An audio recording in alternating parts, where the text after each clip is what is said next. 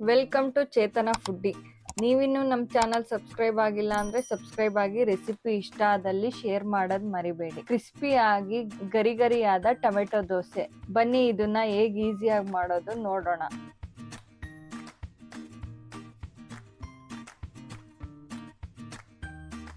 First ನಾನು tomato ತಗೊಂಡಿದ್ದೀನಿ 2.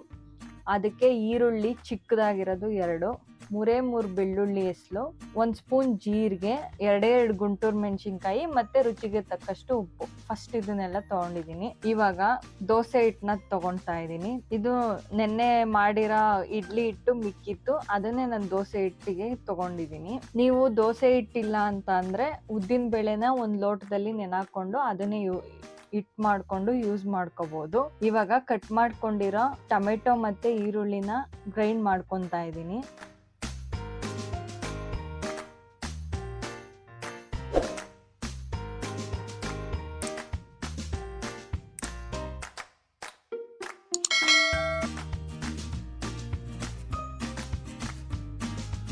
ಇದಕ್ಕೇನೆ 1 spoon ಜೀರಿಗೆ, ರುಚಿಗೆ ತಕ್ಕಷ್ಟು ಉಪ್ಪು ಮತ್ತೆ 2 ಗುಂಟೂರು ಮೆಣಸಿನ್ಕಾಯಿ ಗ್ರೈಂಡ್ಗೆನೆ ಆಡ್ ಮಾಡ್ಕೊತಾ ಇದ್ದೀನಿ. ಮತ್ತೆ ಅದನ್ನ ಸಪ್ರೇಟ್ ಆಗಿ ರುಬ್ಬೋ ಅವಶ್ಯಕತೆ ಇಲ್ಲ. ಟೊಮೆಟೊ ಈರುಳ್ಳಿ ಗ್ರೈಂಡ್ ಮಾಡ್ತಿರಲ್ಲ, ಎಲ್ಲದನ್ನು ಸೇರಿ ಒಂದೇ ಸತಿ ಗ್ರೈಂಡ್ ಮಾಡ್ಕೊಳ್ಳಿ.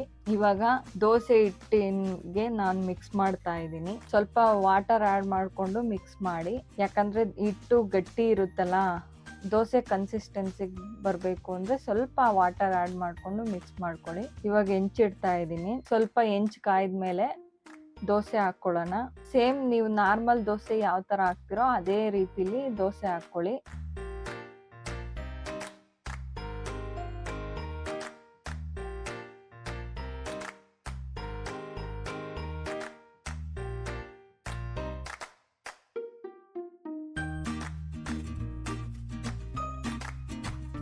ಸ್ವಲ್ಪ ಆಯಿಲ್ ಆಡ್ ಮಾಡ್ತಾ ಇದ್ದೀನಿ ನಾನು. ನೀವು ಸ್ವಲ್ಪ ಟೇಸ್ಟ್ ಚೆನ್ನಾಗಿ ಬೇಕು ಅಂತ ಅಂದ್ರೆ ಗೀ ಕೂಡ ಯೂಸ್ ಮಾಡ್ಬೋದು. ಇದು ಸ್ವಲ್ಪ ರೋಸ್ಟ್ ಆಗಬೇಕು.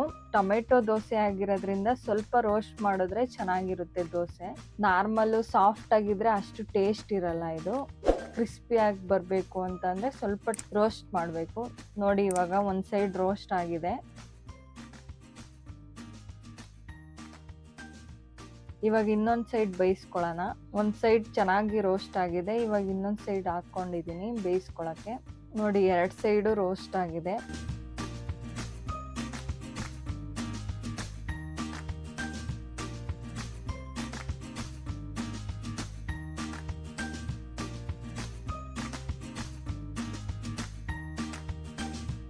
ಇದಕ್ಕೆ ಒಳ್ಳೆ ಕಾಂಬಿನೇಷನ್ ಅಂದ್ರೆ ಕಾಯಿ ಚಟ್ನಿ ಅಂತಾನೆ ಹೇಳ್ಬೋದು.